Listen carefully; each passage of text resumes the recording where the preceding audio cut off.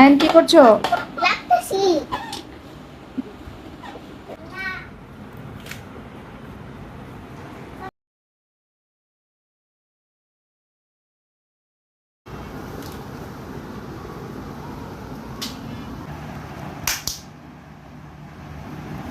আমার আর আয়নের জন্য ডিম।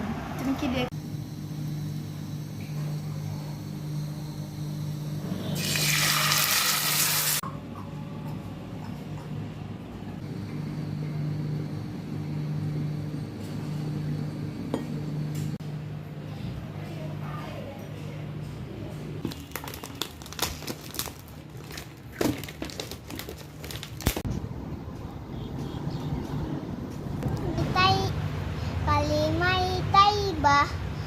আপনাদের সাথে একটা জিনিস শেয়ার করি।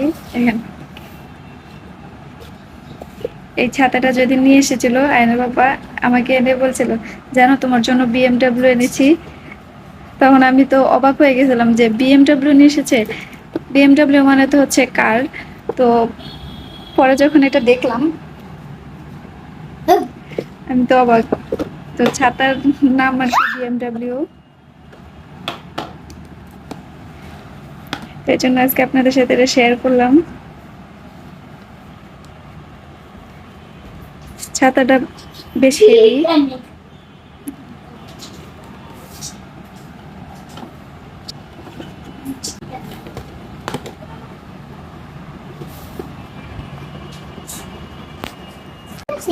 আয়ন কি করছো?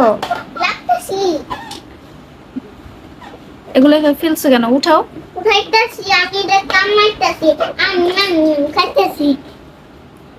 উঠাও উঠাও উঠাও। ফেলে দিছো কেন? উঠে আসো, এখানে রাখো, তারপর পড়তে বসো। আসো আসো বাবা, আসো। আয়ান আসো, পড়তে বসো।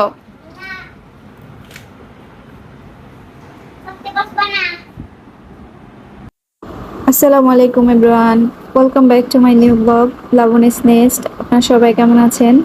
আলহামদুলিল্লাহ, আমরা তো সবাই ভালো আছি। তো সকাল থেকেই ব্লগটা শুরু করে দিলাম। তো সকালে ঘুম থেকে উঠে ফ্রেশ হয়ে তারপর নাস্তা বানিয়ে নিয়েছি। তো বাবু এখনো ঘুমাচ্ছিল, তো ওকে ডাকছিলাম ওঠার জন্য। তো আমি আর আয়নের পাপা দুজনে নাস্তা খেয়ে নেব, পরে বাবু উঠলে ওকে নাস্তা খাওয়াবো। তো আজকে রুটির সাথে ডিম ভেজে নিয়েছিলাম, আর সাথে শুটকি ভর্তা ছিল, মানে শুটকি ভুনার যে ভর্তাটা ওটা ছিল। রুটির সাথে চাপা শুটকির ভুনাটা বেশ ভালোই লেগেছিল খেতে। আপনারা ট্রাই করে দেখতে পারেন। আর এটা ছিল বিকেলবেলা ভিডিও। আয়নের বাবা আয়নের জন্য কালকে রাতে বিস্কিট নিয়ে এসেছিল, কারণ আমার আয়ন অনেক বিস্কিট পছন্দ করে। তো তার জন্য সবসময় বিস্কিট বাসায় রাখতে হয়, সেজন্য ওর পাপা বিস্কিট নিয়ে এসেছিল। তো বিস্কিটটাকে আমি আবার একটু বয়েমের ভিতরে ভরে রাখছিলাম।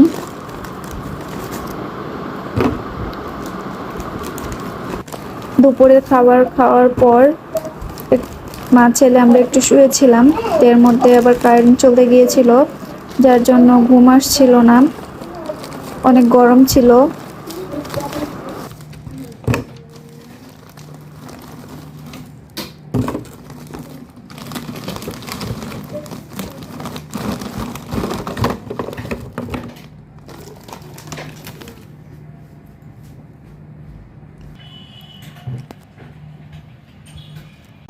এখন বাজে দুপুর 3টা 10।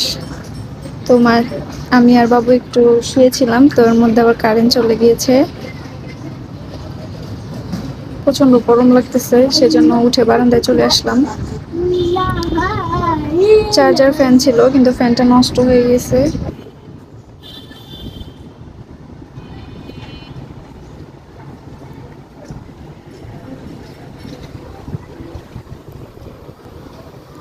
বারান্দায় কিন্তু ভালোই বাতাস আছে।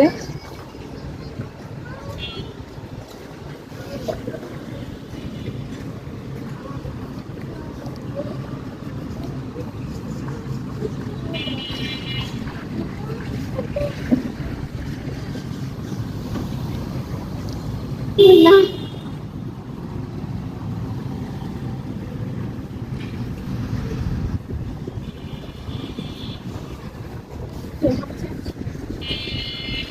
কালিমাই তাইবা লা ইলাহা ইল্লাল্লাহু এ মুহাম্মাদুর রাসূলুল্লাহ। হইছে? না, আবার বলো সুন্দর করে। সুন্দর করে হুম, কালিমাই এভাবে পাই করে।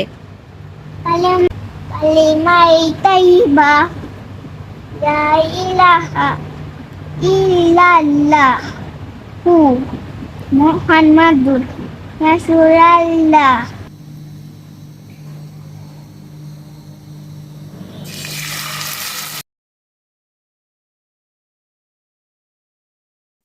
তো বিকেলে খাওয়ার জন্য নাস্তা তৈরি করছিলাম,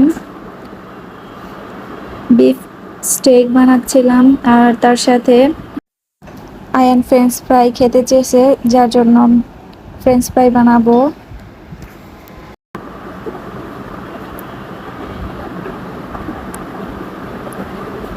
তো আমি আলুটাকে কেটে নিয়েছি, তারপর কেটে ভালো করে ধুয়ে একটু পানির মধ্যে ভিজিয়ে রেখেছিলাম, যাতে আলুর যে কষ থাকে সেটা বের হয়ে যায়, এতে করে আলুটা কালো হয় না।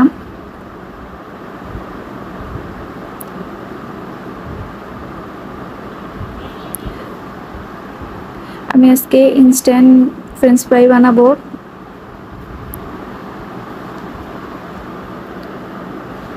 তো এখন পানি ঝরিয়ে নিচ্ছি, পানি থেকে আলুগুলোকে তুলে একটা শুকনো বাটিতে তুলে নিলাম, তারপর অন্য একটা পাত্রে টিস্যু রেখে তার মধ্যে আলুগুলোকে দিয়ে পানিটাকে একটু শুকিয়ে নিব।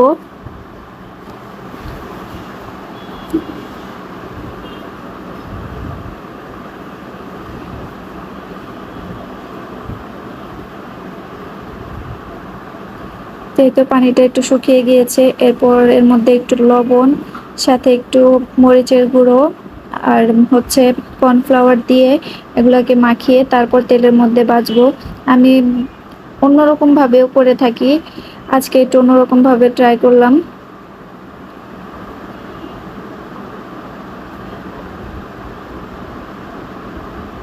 আমি আলুটাকে ফ্রোজেন করে তারপরে ওইভাবেও ফ্রেঞ্চ ফ্রাই বানাই, আবার ডিম দিয়েও ফ্রেঞ্চ ফ্রাই তৈরি করে থাকি।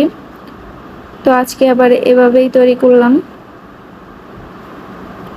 যেভাবে বানাই না কেন খেতে কিন্তু টেস্টি হয়। তো কর্নফ্লাওয়ার দিয়ে লবণ আর শুকনো মরিচ দিয়ে এগুলাকে একটু মাখিয়ে নিয়েছি। এখন চুলার মধ্যে তেল গরম বসিয়ে দিয়েছিলাম, তো এখন কিছুটা আলু এখানে দিয়ে দিব, সব একসাথে দিব না। তো ফ্রেঞ্চ ফ্রাই বানিয়ে নিয়েছি, একটু লাল করেই ভেজে নিয়েছি। দেখতে যতটা সুন্দর হয়েছে, খেতেও কিন্তু বেশ টেস্টি হয়েছিল। আজকের মতো এখানেই শেষ করছি। সবাই ভালো থাকবেন, সুস্থ থাকবেন। আল্লাহ হাফেজ।